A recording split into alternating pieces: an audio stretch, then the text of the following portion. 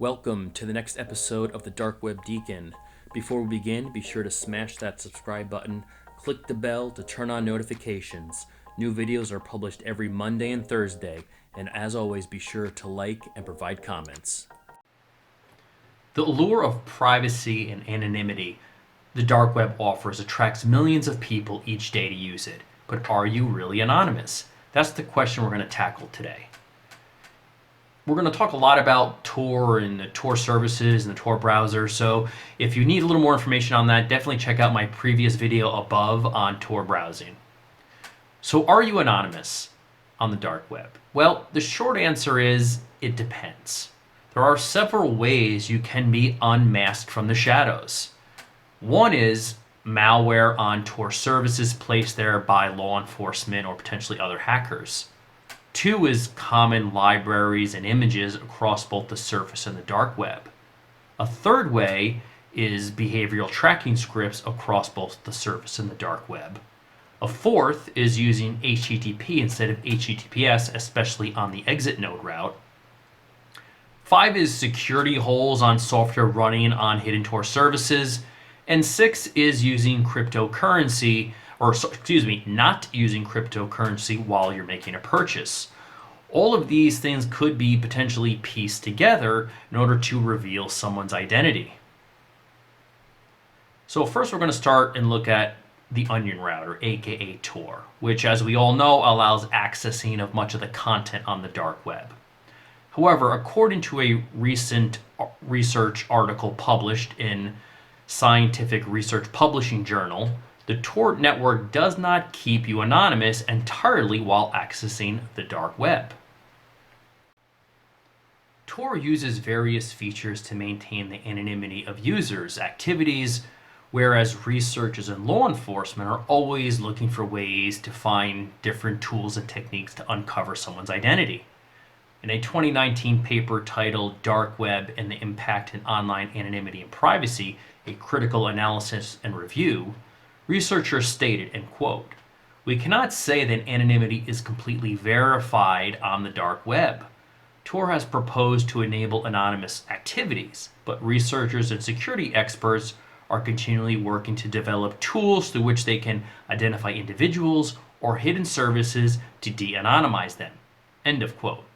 And there are a few cases in point that illustrate this. Number 1, in 2013, the FBI invaded the Freedom Hosting.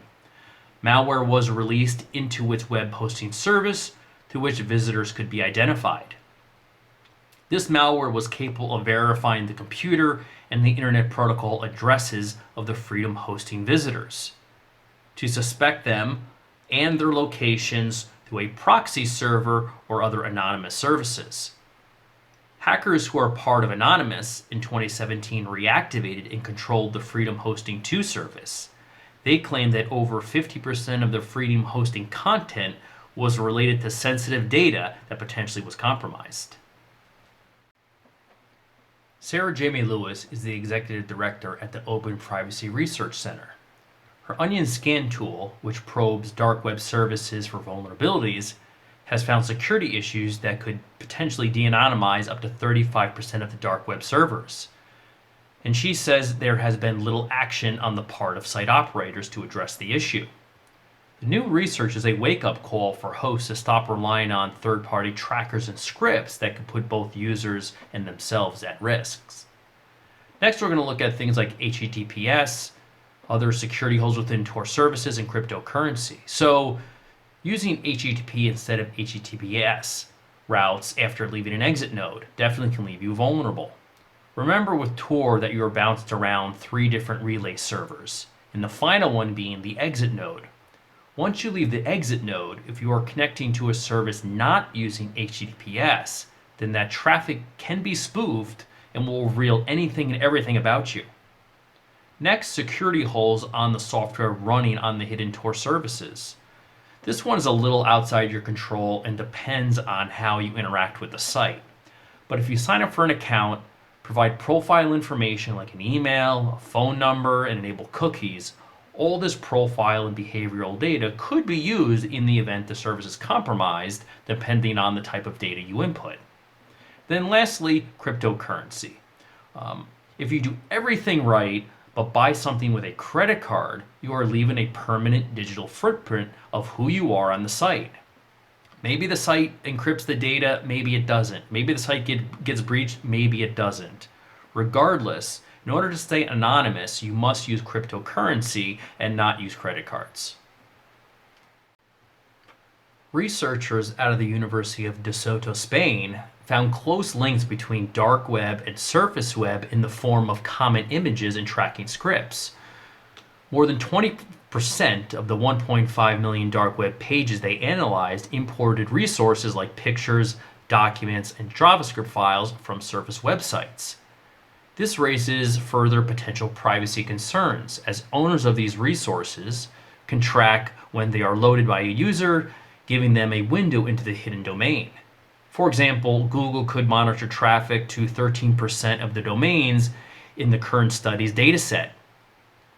Also, tracking scripts were found designed to analyze users' browsing behavior on 27% of the hidden pages that they looked at. Nearly a third of these originated from the surface web, and 43% of these were from Google.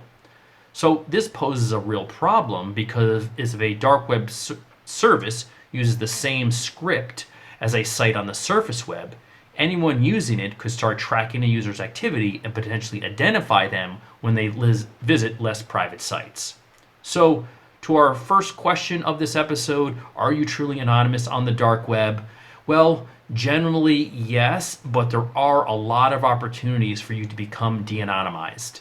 And it can be anything from malware running on certain services that are intentionally put there by hackers and law enforcement, to the fact that a lot of these services do use common images, libraries, tracking scripts, and then there's mistakes that the end users make in terms of not using HTTPD, not shutting off these scripts, and not using cryptocurrency. So just because you're on the dark web using Tor doesn't make you completely anonymous. You have to definitely take additional steps and be very cautious, just like on any other website. Thanks for watching, and as always, please like, subscribe, and provide comments, and turn on notifications by clicking the bell in order to check out future videos published twice a week.